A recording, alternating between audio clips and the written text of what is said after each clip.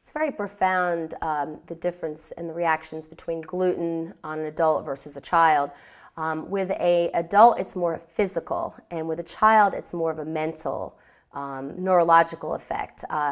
For decades, parents have known that gluten-free diets have really significantly helped children with autism, but the medical community hasn't caught up with that yet. So, you're not going to get a mainstream doctor or a pediatrician to suggest the diet, but when parents go from a child who is saying 6 words to 200 within 35 days, to me that was proof enough for me. So obviously he's been on this diet for 3 years.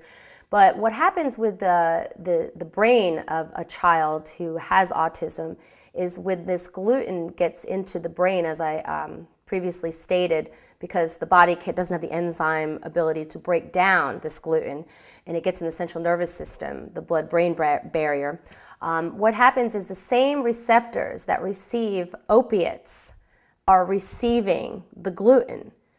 So it's actually like a lock and key situation. So in essence, the child that has autism, when they have gluten, it's basically like you're drugging your child. You're giving them a morphine drip and sending them off to school. Naturally, they're not going to learn very well. You wouldn't either if you were on morphine.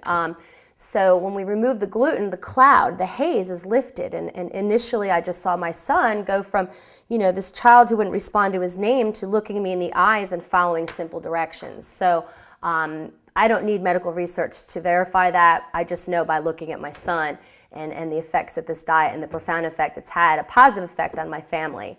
As far as the adults go, as I said, it's more physical. So they're going to have an uncomfortable couple days in the bathroom and lots of pain and discomfort. And there's really not much you can do about it other than, again, time.